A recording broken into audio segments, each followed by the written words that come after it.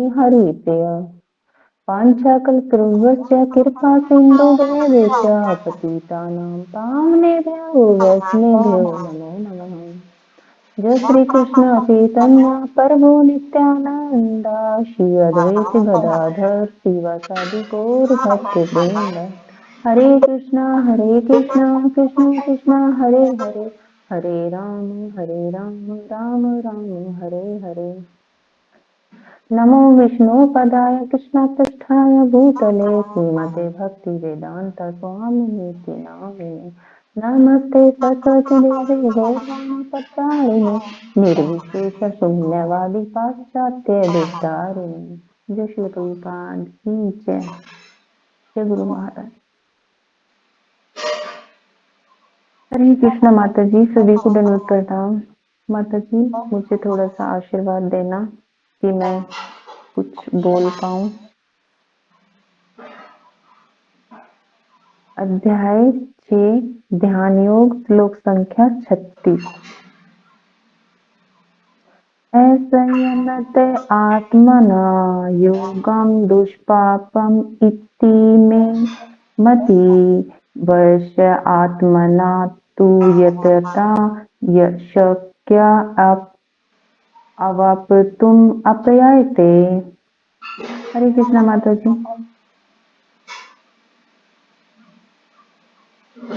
कोई करना चाहेगा श्लोक उच्चारण? हरे कृष्णा माता जी, 1 मिनट रुको और कोई माता जी कर लो फिर करूंगी।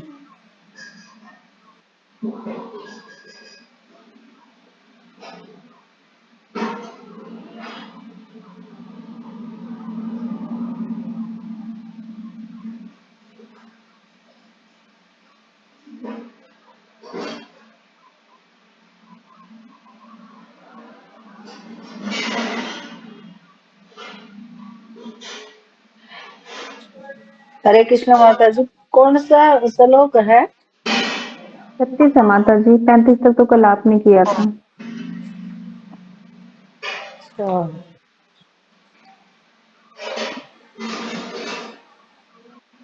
अच्छा, ये है अर्जुन वाचक। कौन सा मेरे को तो मिला है। अच्छा 35-36। अच्छा। श्रीमद् भगवत गीता यथारूप अध्याय 6 श्लोक संख्या 36। अस्यन्त आत्मना योग दुष्प्राप इति मे मतिवस्ते आत्मना तु यतता शक्या अवापातुः मे उपायते। हरे कृष्णा माता जी, सादर प्रणाम सभी भक्तों को। और कोई माता जी? करूं माता जी? हाँ करो माता जी, कोई माता जी नहीं करना चाहे। अनुवाद शब्दार्थ। असंयत उल्लक्षण आत्मना मन के द्वारा योग आत्म साक्षात्कार दुष्पापम प्राप्त करना कठिन। इति इस प्रकार में मेरा मति मत विषीभूत आत्मना मन से तू लेकिन ययाता प्रयत्न करते हुए शक्य व्यवहारिक अवाप्तुम प्राप्त करना उपायते उपयुक्त साधनों द्वारा। श्रील प्रभुपाद द्वारा अनुवाद। जिनका मन उच्च श्रृंखल है उनके लिए आत्म साक्षात्कार करना कठिन कार्य है, किंतु जिसका मन संयमित है और जो समुचित उपाय करता है उसकी सफलता ध्रुव है, ऐसा मेरा मत है। जैसे कि कल माता जी ने पढ़ा था 34वां और 35वां, इसमें भी यही बताया गया था कि 34वें श्लोक में था, हे कृष्ण चूंकि मन चंचल अस्थिर उच्छृंखल हठीला तथा अत्यंत बलवान है, अतः मुझे इसे वश में करना वायु को वश में करने से भी अधिक कठिन है। इसमें मन को बताया था कि ये बहुत हठीला है, बलवान है, ये वायु से भी ज्यादा मुश्किल है बस में करना। और 35वें में था, श्री भगवान ने कहा, हे महाभावो, कुंती पुत्र, निसंदेह चंचल मन को वश में करना अत्यंत कठिन है, किंतु उपयुक्त अभ्यास द्वारा तथा वृत्ति द्वारा ऐसा संभव है। कि भगवान ने अर्जुन से कहा था कि मन तो चंचल है, वश में करना मुश्किल है, लेकिन इसको एक अभ्यास के द्वारा वैराग्य से मन को कंट्रोल में किया जा सकता है। अब 36वें श्लोक में फिर अर्जुन पूछ रहे हैं भगवान से कि जिसका मन उच्च संकल्प है और जिसके लिए आत्म साक्षात्कार करना कठिन कार्य होता है, लेकिन उसका मन संयमित है और जो समुचित उपाय करता है उसकी सफलता ध्रुव है, ऐसा मेरा मत है।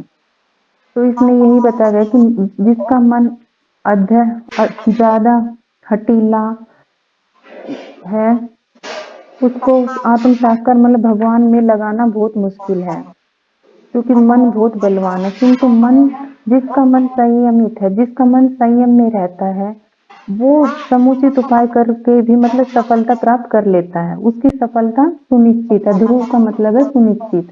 ये और भगवान कह रहे हैं कि ये मेरा मत है।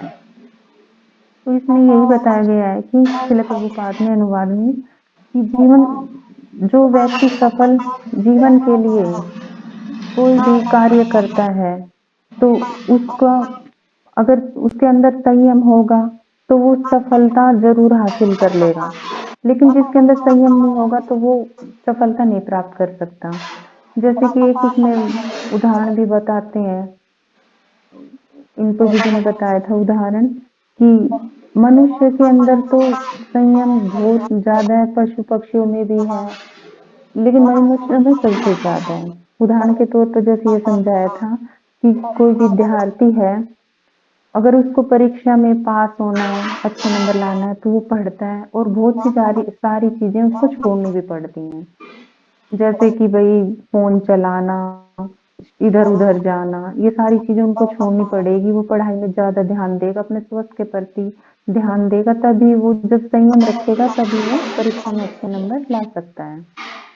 और मनुष्य के तो बहुत सारे उदाहरण आ जाते हैं संयम के ऊपर, लेकिन पशु पक्षी के भी ऊपर है। जैसे कि पक्षी होते हैं पशु, अब हम इन प्रभु जी ने जैसे ये बताया था कि एक शेर का उदाहरण,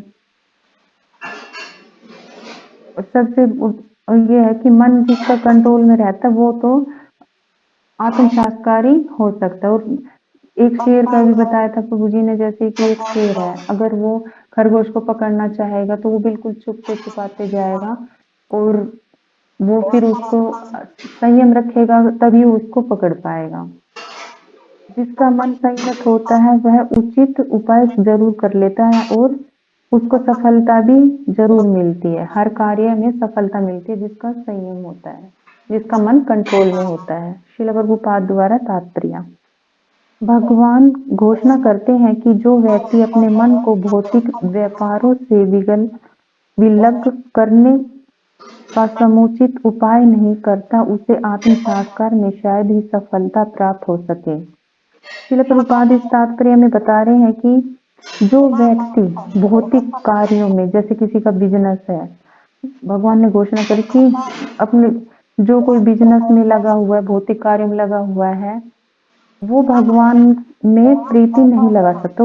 अगर वो बिजनेस को अलग करेगा भौतिक जगत के, तो वो भगवान को प्राप्त कर सकता है, आत्म साक्षात्कार के बारे में शायद सफलता प्राप्त कर सकता है। लेकिन अगर वो अपने उसी में लगा रहेगा व्यापार में, उदाहरण के तौर पे कोई भी बिजनेस कर रहा है, तो वो मतलब भगवान उसका मन कंट्रोल में नहीं है तो अब वो आत्म साक्षात्कार में सफलता नहीं प्राप्त कर सकेगा। भौतिक भोग में मन लगाकर योग का अभ्यास करना मानो अग्नि में जल डालकर उसे प्रज्वलित करने का प्रयास करना हो। भौतिक, जैसे हम भौतिक कार्य में भी लगे हुए हैं और आध्यात्मिक कार्य में भी, लेकिन हमारा मन तो भौतिक उसमें लगा हुआ है कार्यों में। इसमें दो प्रकार के बताए गए हैं कि भौतिक तो जैसे ये चाहेगा कि मैं सांसारिक चीजों से जुड़ा रहूं और अभ्यास कर यही रहेगा कि और अग्नि डालने ये है प्रज्वलित करना, जैसे कि हम बुझी हुई अग्नि उसमें पानी डालते हैं और हम कहते हैं ये जलेगी जलेगी नहीं, वो ऐसे नहीं होगा। हमें आध्यात्मिक जगत के लिए अलग से ध्यान केंद्रित करना पड़ेगा। जो भगवान के भक्त होते हैं वो तो भक्ति योग में जुड़कर ये भगवान की सेवा प्रचलित कर लेते हैं और मन का निग्रह किए बिना योग अभ्यास समय का अवयव है। अगर हम मन को एक तरह से नहीं करते और बिना योग अभ्यास के समय, तो समय की बर्बादी है कि हम मन को एक जगह नहीं लगाएंगे, तो ये तो समय की बर्बादी। हमें तो अभ्यास आध्यात्मिक जगत में करेंगे तो तभी हम सफल होंगे। योग का ऐसा प्रदर्शन भले ही भौतिक दृष्टि से लाभप्रद हो, किंतु जहाँ तक आत्म साक्षात्कार का प्रश्न है यह सब व्यर्थ है। जो जहाँ पे ये सिखाए जाते हैं योग, अष्टांग योग और ये हमारे शरीर के लिए तो हैं, लाभप्रद हो सकते हैं, जैसे हमारा बीपी ना हो, शुगर ना हो या मोटापा ना बढ़े, लेकिन ये आध्यात्मिक जगत के लिए समय की बर्बादी है। मतलब आध्यात्मिक प्रश्न यह है कि ये सब व्यर्थ है। आध्यात्मिक जगत के लिए तो हमें भगवान की सेवाओं से ही जुड़ना पड़ेगा, आत्म साक्षात्कार होना पड़ेगा, अपनी इंद्रियों को कंट्रोल में रखना पड़ेगा, तभी हम आत्म साक्षात्कार के बारे में जान सकते हैं। अतः मनुष्य को चाहिए कि भगवान की दिव्य प्रेम भक्ति में निरंतर मन को लगाकर उसे वश में करें, और मनुष्य को चाहिए कि वे भगवान की दिव्य भक्ति में हमें निरंतर लगाए रखें, भगवान की सेवा में, उनको भोग लगाना, उठाना, खिलाना, नहलाना। अगर हम उनकी सेवा में लगे रहेंगे तो हमारी मन इंद्रियां कंट्रोल में रहेंगी और वे स्वतः ही वश में हो जाएंगी। हमें और कुछ प्रयास करने की नहीं है। ये ध्यान योग से नहीं हो सकता, ये भक्ति योग से ही हो सकता है, भगवान में मन लगाना। और कृष्ण भावना अमृत में प्रवृत्त हुए बिना मन को स्थिर कर पाना असंभव है। कृष्ण भावना भावित व्यक्ति बिना किसी अतिरिक्त प्रयास के ही योगाभ्यास का फल सरलता से प्राप्त कर लेता है, किंतु अभ्यास करने वाले को कृष्ण भावना भावित हुए बिना सफलता नहीं मिलती। इसमें ये भी उदाहरण दिया गया है कि जैसे भौतिक संसार में भक्त दो तरह के बताए गए थे, एक तो ध्यान योगी और एक भक्ति योगी। तो जो ध्यान योगी होते हैं वो तो ये हिमालय पे जाके पूजा वो करना चाहेंगे, ध्यान लगाना चाहेंगे सब चीज से अलग, लेकिन उनका ध्यान फिर भी केंद्रित नहीं होता। जो भक्ति में जुड़े होते हैं उनका ध्यान जल्दी केंद्रित हो जाता है। तो कृष्ण भावना व्यक्ति बिना किसी अतिरिक्त प्रयास के भी ये सब चीजें प्राप्त कर लेता, उसे किसी चीज की भी, अगर हम कृष्ण भावना भावित होंगे तो हमें किसी भी अभ्यास की, योग अभ्यास की जरूरत नहीं है, क्योंकि ये सरलता से खुद ही हो जाएगा। हम जब भगवान की सेवा करेंगे, भगवान में हमारा मन लेगा तो हमारी इंद्रियां खुद ही कंट्रोल हो जाती हैं। लेकिन जो योगी होते हैं, ध्यान योगी, उन्हें तो वो कितना भी अभ्यास कर ले, अगर वो फिर भी असफल हो सकते हैं। अगर वो कृष्ण भावना भावित नहीं होंगे तो वो फिर भी उनको सफलता नहीं मिलेगी। उनको कृष्ण ये कभी भी मतलब ऐसे हो सकता है, जैसे इसमें उदाहरण देते हैं विश्वामित्र का। विश्वामित्र का मन तो पूरी तरह से उसमें योग में लग गया था, लेकिन उसका इंद्रियां कंट्रोल में नहीं थी। माता जी ने इतनी बार इसकी स्टोरी भी सुनाई है कि विश्वामित्र ने 60,000 वर्ष तक पूजा की, लेकिन उसका मन वश में नहीं था। और वो मेनका आई थी ना शायद, तो उनका देखो कैसे ध्यान भंग करके चले गए थे। तो अंदर की इच्छा और कामना उनकी बनी हुई थी, वो समाप्त नहीं हुई थी, क्योंकि उनकी इंद्रिय कंट्रोल में नहीं थी, वो कृष्ण भावना भावित नहीं हुए थे। ऐसे 2-3 उदाहरण है। शेवरी मुनि का भी है जो कृष्ण भावना भावित नहीं हुए और योग में सफलता नहीं मिली उनको।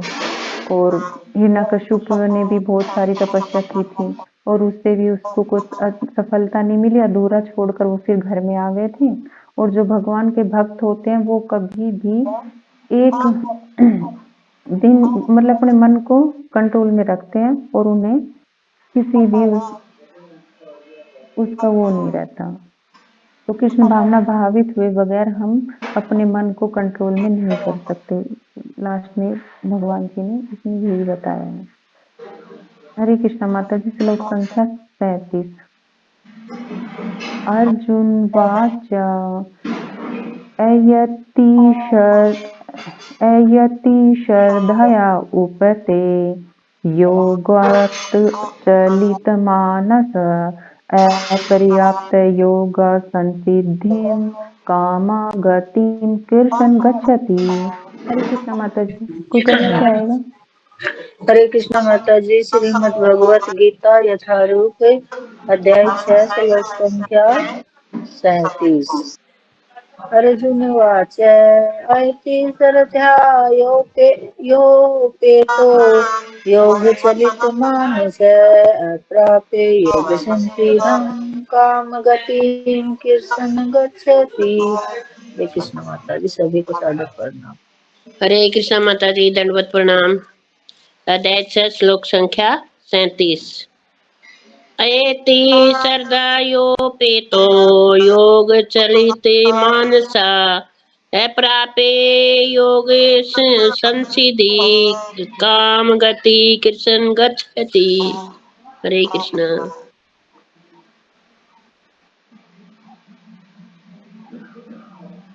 और कोई माता जी?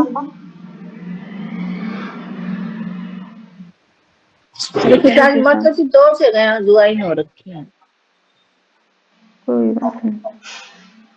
शब्दार्थ। अर्जुन वाच अर्जुन ने कहा, अयति असफल योगी श्रद्धया श्रद्धा से उपते लगा हुआ संगलन योगतः योग से चलित विचलित मानस मन वाला अपर्याप्त प्राप्त न करके योग संसिद्धि योग की सर्वोच्च सिद्धि को काम किस गतिम लक्ष्य को कृष्ण हे कृष्ण गच्छति प्राप्त करता है। श्रील प्रभुपाद द्वारा अनुवाद। अर्जुन ने कहा, हे कृष्ण उस असफल योगी की गति क्या है जो प्रारंभ में श्रद्धापूर्वक आत्म साक्षात्कार की विधि ग्रहण करता है किंतु बाद में भौतिकता के कारण उससे विचलित हो जाता है और योग सिद्धि को प्राप्त नहीं कर सकता। ये क्वेश्चन अर्जुन ने हमारे लिए पूछा है भगवान से कि पहले तो वो योग सिद्धि से गति मतलब प्राप्त कर लेता और फिर बाद में उसकी श्रद्धा आत्म साक्षात्कार को ग्रहण करता है, लेकिन किंतु बाद में वह भौतिक किसी कारण से विचलित हो जाता है और फिर वो योग सिद्धि को प्राप्त नहीं कर सकता, तो ऐसे भक्त का क्या होगा। इसमें यही पूछा है अर्जुन ने हमारे लिए भगवान कृष्ण से प्रश्न किया है। 2-3 श्लोकों में ऐसे ही है जो अर्जुन भगवान से प्रश्न कर रहे हैं। श्रील प्रभुपाद द्वारा तात्पर्य। भगवत गीता में आत्म साक्षात्कार या योग मार्ग का वर्णन है। आत्म साक्षात्कार का मूलभूत नियम है कि जीवात्मा या भौतिक शरीर नहीं है अपितु इससे भिन्न है और इसका सुख शाश्वत जीवन आनंद तथा ज्ञान से निहित है। श्रील प्रभुपाद इसमें बता रहे हैं कि इसमें पूरी गीता में आत्म साक्षात्कार के बारे में बताया गया है, इसमें उसी का मार्गदर्शन हुआ है। और जो आत्म साक्षात्कार का मूल नियम है वो जीव आत्मा भौतिक शरीर नहीं। ये हमारे से पूरी भगवत गीता में अब तक हमने जो 6 अध्याय पढ़े हैं उसमें सभी में ये आ रहा है कि जीव आत्म मतलब हम शरीर नहीं आत्मा है, हम ये शरीर नहीं आत्मा है। और यही बार बार हमें पढ़ने के लिए आ रहा है कि ये शरीर नहीं हम आत्मा है अपितु इससे जो भिन्न और इसका सुख शाश्वत जीवन आनंद का तथा ज्ञान जो भी इससे अलग किसी चीज का आनंद लेना चाहता है तो वो नहीं भक्ति दो तरह की बताई गई थी इसमें, मार्ग दो योग। तो एक तो ध्यान, एक तीन है इसमें, एक ध्यान योग, एक ज्ञान योग, एक भक्ति योग। तो भक्ति योग में तो आध्यात्मिक बनाव ये आता है, मैं शरीर हूँ और इसका सुख सच्चिदा आनंद से ही मिलता है। ये शाश्वत और जीवन आनंद और ज्ञान से निहित है। ये सारे सुख हमें सच्चिदा आनंद से ही मिलेंगे। यह शरीर इसमें उदाहरण भी आता है, जैसे कि कोई भी ये नहीं चाहेगा कि जैसे भौतिक जी शरीर में कि मैं बूढ़ा हूँ, या मेरे कोई बीमारी लगे या कुछ भी लगे, तो वो तो सिर्फ आनंद ही चाहता है इस शरीर में। सच्चिदा आनंद वो सिर्फ भगवान से ही मिलता है। यह शरीर तथा मन दोनों से परे है। आत्म साक्षात्कार की खोज ज्ञान द्वारा की जाती है। इसके लिए अष्टांग विधि या भौतिक भक्ति योग का अभ्यास करना होता है।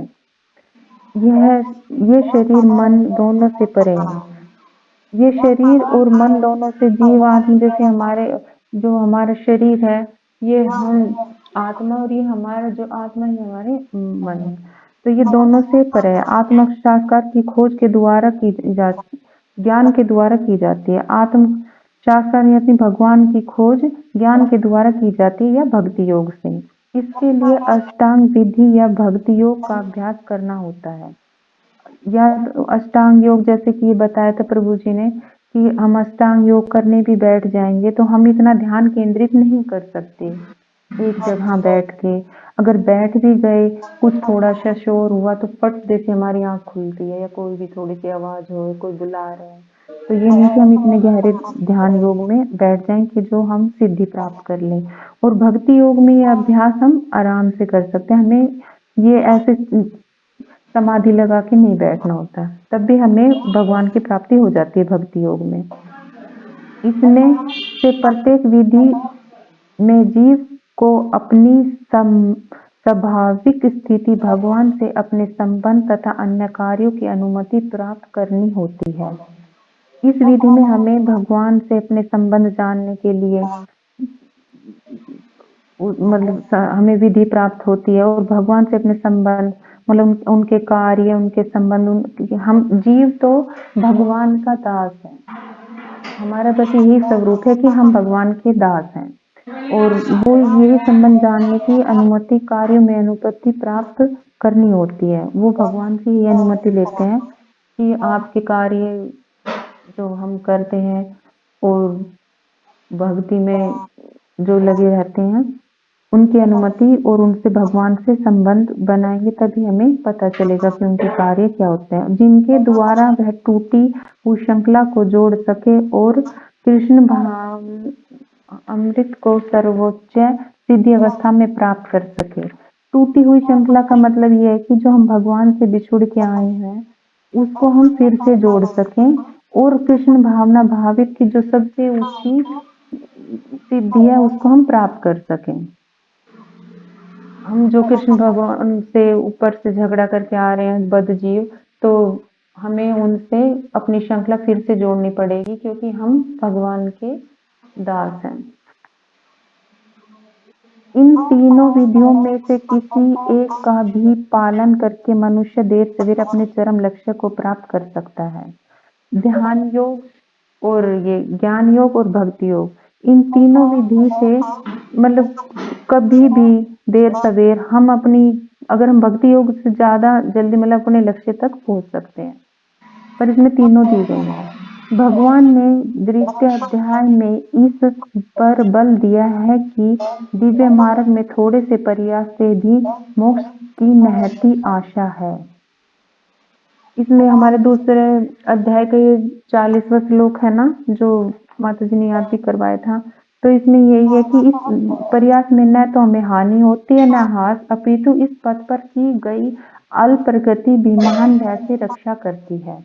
अगर हम भगवान के लिए थोड़ा सा भी कार्य करेंगे तो वो हमें और भी ज्यादा बड़े में मिलेगा, हमें इसमें कोई नुकसान नहीं है। जहाँ से इसमें एग्जाम्पल भी आता है कि जैसे हम भौतिक जगत में तो फर्स्ट से पढ़ते हैं, 12th तक कर लिया हमने, और किसी वजह से हम 12th मतलब ना हो पाए, हम मर गए या कुछ हो, तो हम फिर नर्सरी से बैठते हैं। लेकिन जब बहुत आध्यात्मिक जगत से हम अपनी जितनी भी हमने भक्ति की है, उससे हमारी आगे से शुरू होगी, तो इसे हमें कोई इसमें करने में नुकसान भी नहीं है कि भगवान की भक्ति करने में हमें इसमें मतलब अच्छा ही है, इसमें फायदा ही है।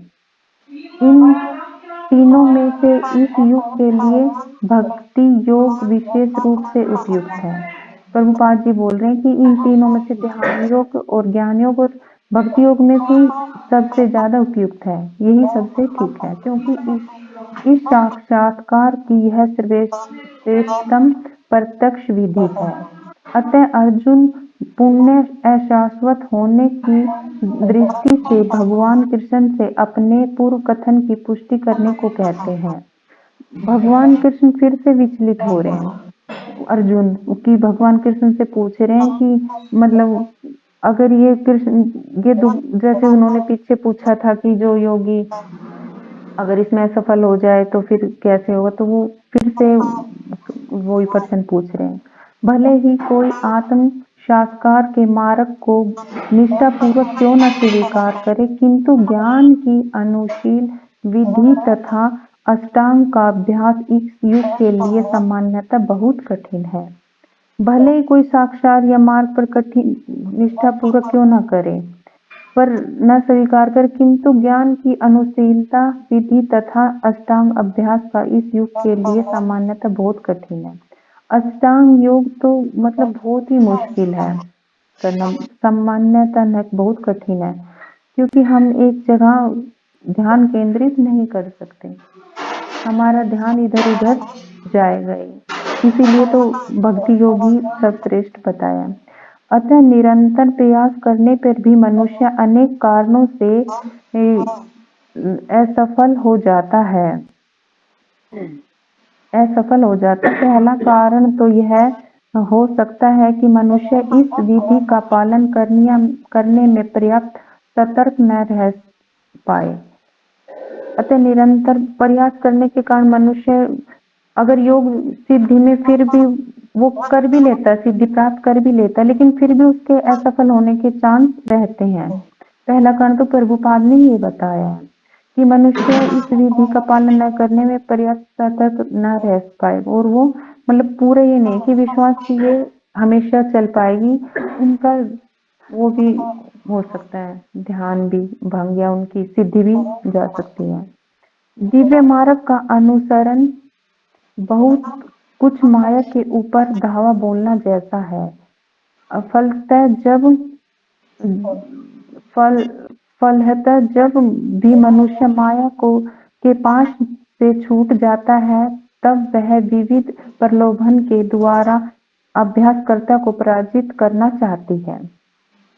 दिव्य ज्ञान इसमें ये बताया गया, आध्यात्मिक ज्ञान, जो भक्त होते हैं उनके ऊपर माया ज्यादा प्रभाव करती है, क्योंकि वो माया से बचना चाहता है, जिस चीज से हम ज्यादा बचेंगे वो ही हमें ज्यादा अपनी तरफ खींचती है। तो इसमें ये बताया गया कि जो भक्त है उसको माया बहुत ज्यादा प्रॉब्लम देती है, जैसे कि स्त्री का, धन का, किसी भी चीज का, अगर वो प्रयास कर रहा है कि मैं भगवान की सेवा में लगूं, लेकिन माया उसको प्रभावित करती है, तो पराजित करने की कोशिश करती है। बद्ध जीव पहले से प्रकृति के गुणों द्वारा मोहित रहता है, और दिव्य अनुशासनों का पालन करते समय उनके पुण्य मोहित होने की संभावना बनी रहती है। बद्ध जीव पहले से प्रकृति के तीनों गुणों में जैसे पहले से ही मोहित रहता है, पर दिव्य अनुशासनों का पालन नहीं करता, तो वो फिर उसी में उसकी संभावना गिरने की ज्यादा बनी रहती है। यही योगाचलिता मानस है, अर्थात दिव्य पथ से विचलन कहलाता है। अर्जुन आत्म साक्षात्कार के मार्ग से विचलन के प्रभाव के संबंध में जिज्ञासा करता है। अर्जुन ये पूछ रहा है कि दिव्य पथ का मतलब जो ध्यान योग और उसके बारे में अभी जो योग बता रहे थे भगवान जी, वो विचलित हो रहा है कि मैं इस पद पे, मतलब अगर योग मेरे को ये हासिल नहीं हुआ, मैं वो कार्य नहीं कर पाया जो आप बता रहे हो, तो फिर कैसे होगा? अगर ये मैंने कर लिया तो फिर आत्म साक्षात्कार का प्रभाव, मतलब कैसे विचलित हो रहे हो, बार बार यही प्रश्न करें, उनके मन में जिज्ञासा आ रही है और इसमें यही बताया गया है। श्लोक संख्या, हरे कृष्ण माता, श्लोक संख्या 38। कच्चित् न उभय अभिरिष्ट छिन्न अभ्य भ्रम इव नश्यति अप्रतिष्ठो महाभावो विमूढ़ा ब्राह्मण पथि। हरे कृष्ण माता जी, कोई करना चाहेगा? हरे कृष्ण माता जी। श्लोक संख्या 38 है। कंचित न उभये विवस्ट छिन्ने अभ्रम इव नश्यति प्रतिष्ठो विमूढ़ो ब्राह्मण पथि। हरे कृष्ण माता जी, सभी माताओं को प्रणाम। हरे कृष्ण माता जी। अध्याय 6 श्लोक संख्या 38। कच्चित् न अभे विभस्ता छिन्न अभरम इव नश्यति अप्रतष्टो महाभावो विमूढ़ो ब्रह्मणा पथि। हरे कृष्णा।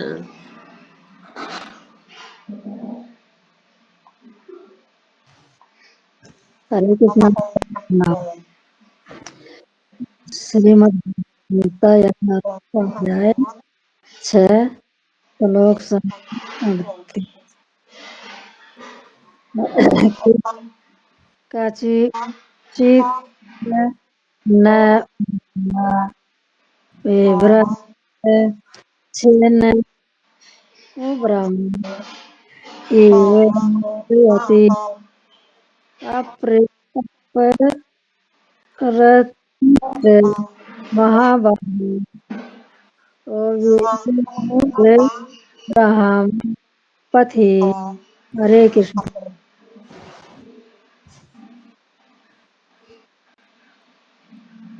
हरे कृष्ण माता जी। सत्रार्थ। कचित क्या, न नहीं, उभय दोनों, अभिरेत विचलित, छिन्न छिन्न भिन्न, अभ्रम बादल, इव सदृश, नश्यति नष्ट हो जाता है, अप्रतिष्ठ बिना किसी पद के, महाभावो हे बलिष्ठ भुजाओं वाले कृष्ण, विमूढ़ मोहग्रस्त ब्राह्मण ब्रह्म प्राप्ति के पथि मार्ग में। श्रील प्रभुपाद द्वारा अनुवाद। हे महाभावो कृष्ण, क्या ब्रह्म प्राप्ति के मार्ग से भ्रष्ट ऐसा व्यक्ति आध्यात्मिक तथा भौतिक दोनों की सफलताओं से अच्युत नहीं होता और छिन्न भिन्न बादल की भांति विनिष्ट नहीं हो जाता? इसके फलस्वरूप उसके लिए किसी लोक में कोई स्थान नहीं रहता। इसमें अर्जुन भी भगवान कृष्ण को महाभाव बोल रहे हैं। मतलब शक्तिशाली, बलिष्ठ भुजाओं वाले। पिछले श्लोकों में भगवान कृष्ण अर्जुन को बोल रहे थे, लेकिन इस श्लोक में अर्जुन भगवान कृष्ण को बोल रहे हैं कि क्या ब्रह्म प्राप्ति के मार्ग से भ्रष्ट ऐसा व्यक्ति, जो कोई ब्रह्म प्राप्त करता है और वो उस मार्ग से भटक जाता है, आध्यात्मिक और भौतिक दोनों से, तो फिर उनकी असफलता से मतलब क्या होता है? वो तो एक बादल की तरह छिन्न भिन्न हो जाते हैं। तो भटक जाता है तो उसका क्या होता है? ये क्वेश्चन हमारे लिए पूछ रहे हैं अर्जुन भगवान से। श्रील प्रभुपाद द्वारा तात्पर्य। उन्नति के दो मार्ग हैं। भौतिकवादी व्यक्ति की अध्यात्म में कोई रुचि नहीं होती, अतः वे आर्थिक विकास द्वारा भौतिक प्रगति में अत्यधिक रुचि लेते हैं, या फिर समुचित कार्य द्वारा उच्चतर लोकों को प्राप्त करने में अधिक रुचि लेते हैं। जो भौतिकवादी लोग होते हैं वो अध्यात्म जगत में इतनी रुचि नहीं लेते।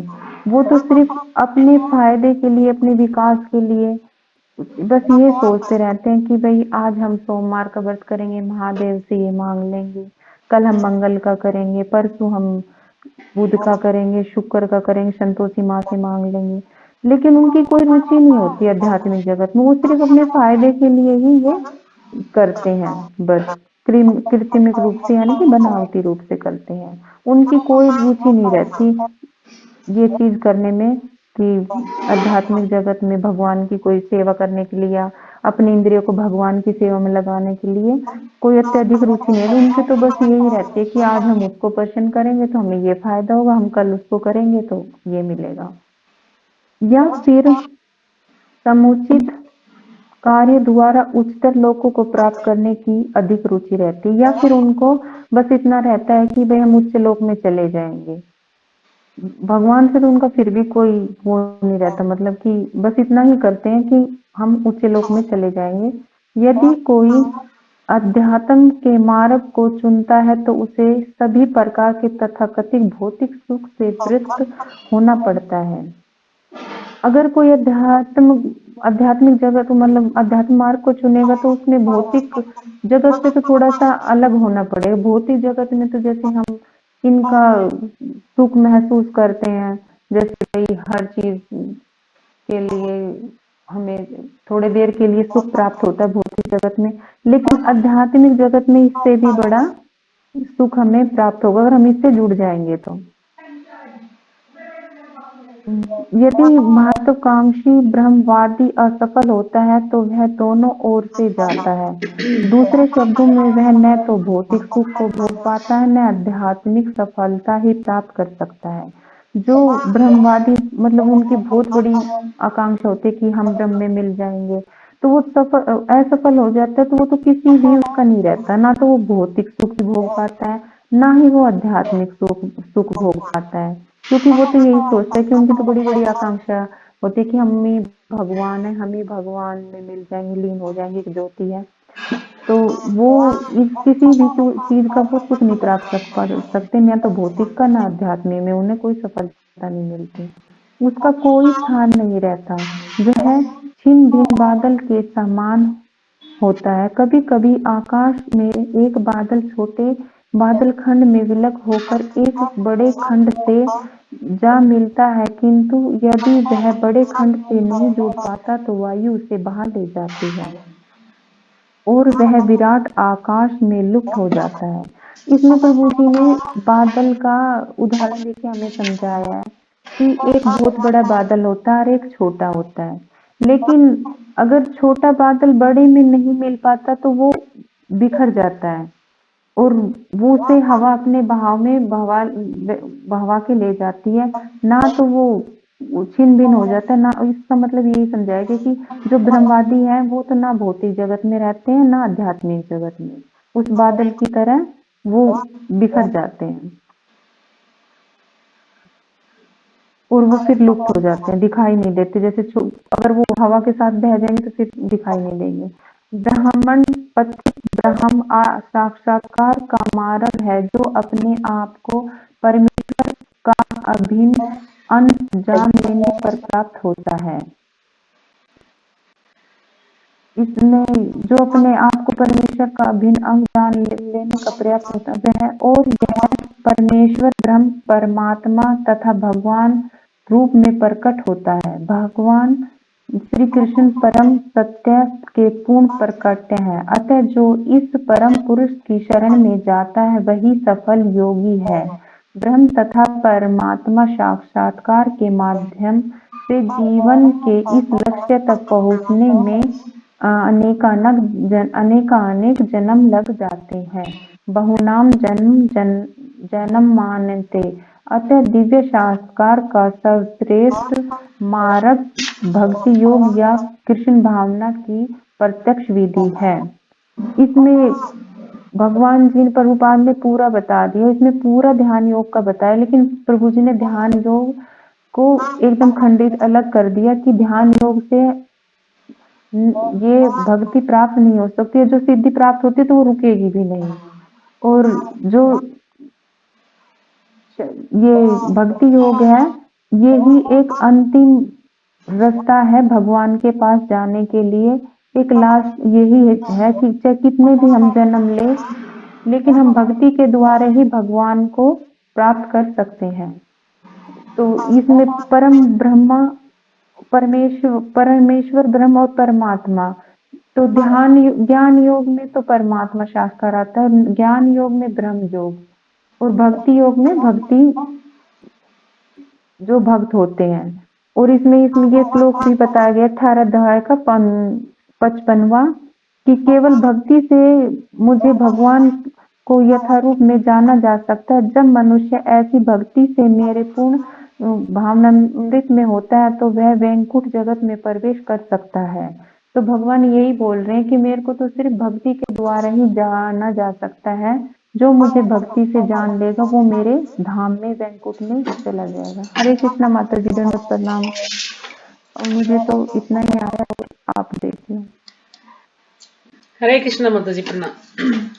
ठीक ही लग रहा है माता जी, मुझे तो कोई कमी लगी नहीं। अगर किसी को कुछ समझ नहीं आया तो हम दोबारा समझा देंगे। वैसे तो आपने बहुत अच्छे से समझाया है, सब कुछ बता दिया है। इसमें कुछ ऐसा है नहीं जो ना बताया हो। फिर भी अगर आप लोग कहेंगे तो मैं एक बार इसको पढ़ दूंगी। तो एक बार सब अनम्यूट करके माता जी का धन्यवाद करेंगे, हरे कृष्ण महामंत्र बोल के। कर दो माता जी, मोटा मोटा 35 से लेकर 38 तक ही कर दो। ठीक है, एक बार हरे कृष्ण महामंत्र बोलेंगे अभी सब 10 मिनट। अनम्यूट करके, माता जी का धन्यवाद हरे करेंगे। कृष्णा हरे कृष्णा हरे कृष्णा कृष्णा कृष्णा हरे कृष्णा हरे हरे राम हरे हरे राम राम हरे राम राम राम राम हरे हरे। हरे कृष्णा माता जी, दंडवत प्रणाम। हरे कृष्णा माता जी, दंडवत हाँ प्रणाम। जी, हरे कृष्ण। तो 35वां तो हमने कल भी पढ़ा था, एक बार पढ़ लेते हैं इसको भी। भगवान श्री कृष्ण ने कहा, ए महाबाहु कुंती पुत्र, निसंदेह चंचल मन को वश में करना अत्यंत कठिन है, किंतु उपयुक्त अभ्यास द्वारा तथा विरक्ति द्वारा ऐसा संभव है। क्योंकि अर्जुन यहाँ पर कह रहे हैं ना कि इससे पिछले वाले श्लोक में कि मन जो है इतना चंचल है, हठीला है, उच्छृंखल है, बलवान है। तो ये मन की विशेषता है कि मन कैसा है, क्या क्या लक्षण बताए कि मन जो है बलवान भी है, मन हठीला भी है, मन जिद्दी है, उच्छृंखल है, अनियमित है। तो किस प्रकार से मन को वश में किया जाए? क्योंकि मैं वायु को वश में कर सकता हूं लेकिन मन को वश में नहीं कर सकता। जैसे कल भी हमने कई उदाहरण लिए थे मन के बारे में। अजामिल का उदाहरण था, विश्वामित्र का उदाहरण है, शोभरी मुनि का उदाहरण है। तो ये सभी जो है इतना इन्होंने योग किया और फिर उसके बाद मन के कारण मन जो है विचलित हुआ और फिर से भक्ति छोड़ दी। उसके बाद दोबारा से इन्होंने फिर भक्ति स्टार्ट की, तब जाके भगवान के धाम जा पाए। तो नहीं, मन ही है सब कुछ करवाने वाला ना। यदि इस मन को हम भक्ति में लगा देते हैं तो धीरे धीरे ये कंट्रोल में रहने लग जाएगा, हमारी इंद्रियां हमारी कंट्रोल में हो जाएंगी।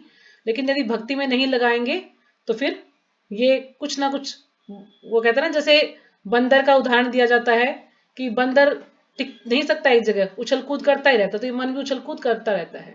जैसे छोटे बच्चे का उदाहरण, कि छोटे बच्चे को हम कितना भी कहेंगे तुम्हें यहाँ पे चुपचाप बैठना है, लेकिन बच्चा बैठ नहीं सकता, इधर उधर घूमता रहेगा। तो इसी प्रकार से जो ये हमारा मन है ये भी घूमता ही रहता है, कुछ ना कुछ हमें जो माया के द्वारा कुछ ना कुछ भ्रमित होते रहते हैं हम, है ना।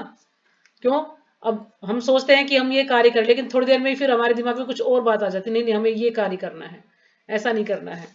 तो ये मन ही जो है, अगर इसको वश में किया जाए तो बहुत बड़ा मित्र है, और वश में ना किया जाए तो बहुत बड़ा शत्रु बन जाता है। जो भी पाप कर्म होते हैं, कोई भी कार्य होते हैं, इस मन के द्वारा ही होते हैं।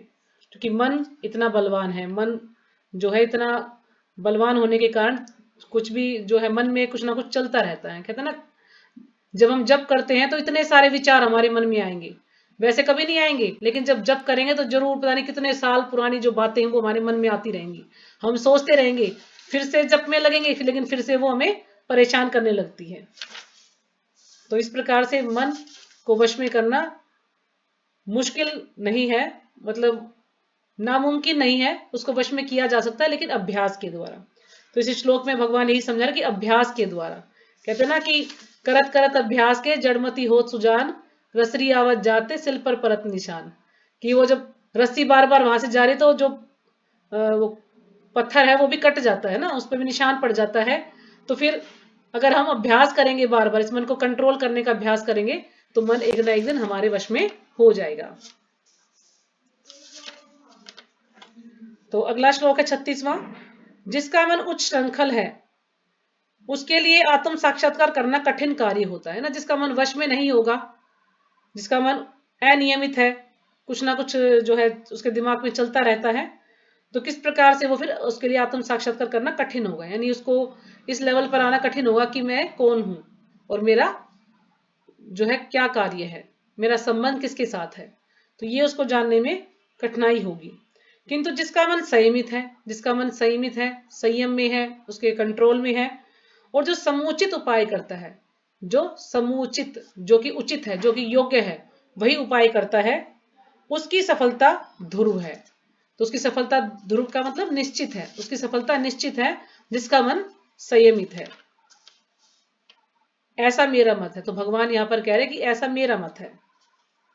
तो प्रभुपाद जी इसमें फिर हमें जो है तात्पर्य में समझाते हैं कि किस प्रकार से भौतिकतावादी लोगों के बारे में और जो योगी हैं उनके बारे में समझा रहे हैं हमें कि जो योगी हैं वो योग करते हैं, दिखावे के लिए योग करते हैं, जैसे कि अग्नि में पानी डाल दिया, इस प्रकार से वो कार्य करते हैं कि भौतिक भोग में मन लगाकर योग का अभ्यास करना मानो अग्नि में जल डालकर उसे प्रज्वलित करने का प्रयास करना हो, है ना। भौतिक भोग करते हैं और दिखाते हैं कि हम तो योग कर रहे हैं, लेकिन वो योग करते हैं अपने फायदे के लिए। क्यों? क्योंकि जो योग इसमें भगवान बता रहे हैं भगवद गीता में, ऐसा योग करना किसी के बस की बात नहीं है। कलयुग में तो खासकर कलयुग में किसी से भी इतना जो है योग नहीं होगा कि वो एक स्थान पर जाए, वन में जाए, मृगछाल बिछाकर सारी इंद्रियों को अपने वश में करे, तो बहुत मुश्किल है। तो इसलिए हमें कहा गया है कि हमें हरे कृष्ण महामंत्र का जप करना है। ये कलयुग के लिए यही बेस्ट है। अगर इसको हम करेंगे तो हमारा उद्धार हो जाएगा। अगला श्लोक है 37वां कि अर्जुन ने कहा, हे कृष्ण, उस असफल योगी की गति क्या है जो प्रारंभ में श्रद्धा पूर्वक आत्म साक्षात्कार की विधि ग्रहण करता है, किंतु बाद में भौतिकता के कारण उससे विचलित हो जाता है और योग सिद्धि को प्राप्त नहीं कर पाता। तो फिर अर्जुन प्रश्न पूछ रहे हैं कि ऐसे योगी की क्या गति होगी, क्या होगा ऐसे योगी का जो कि असफल हो जाता है। क्यों? क्योंकि शुरू में तो क्या करता है, श्रद्धा पूर्वक आत्म साक्षात्कार की विधि को ग्रहण कर लेता है ना, भगवान की भक्ति में लग जाता है, लेकिन बाद में भौतिकता के कारण, जैसे कि विश्वामित्र जी पहले तो योग साधना में लग गए, लेकिन फिर उनका मन विचलित हुआ और मेनका से उन्होंने विवाह कर लिया। तो किंतु बाद में भौतिकता के कारण उससे विचलित हो जाता है और योग सिद्धि को प्राप्त नहीं कर पाता। तो ऐसे योगी का क्या होगा। फिर अगला बाद में फिर पूछते हैं अर्जुन कि ए महाबाहु कृष्ण, क्या ब्रह्म प्राप्ति के मार्ग से भ्रष्ट ऐसा व्यक्ति आध्यात्मिक तथा भौतिक दोनों ही सफलताओं से च्युत नहीं होता।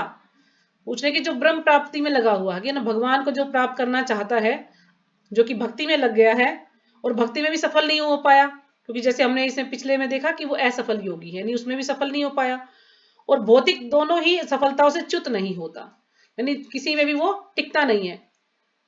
क्यों? क्योंकि भौतिक संसार तो उसने पहले ही छोड़ दिया है।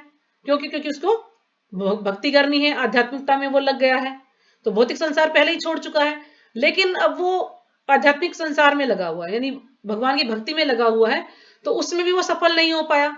तो ऐसा योगी क्या करेगा कि वो भौतिकता तो पहले ही संसार तो जा चुका है और वो अब आध्यात्मिकता में भी सफल नहीं हो पाया। तो ऐसा व्यक्ति क्या करेगा। तो वो ऐसा हो गया जैसे छिन्न भिन्न बादल की भांति विनष्ट नहीं हो पाता।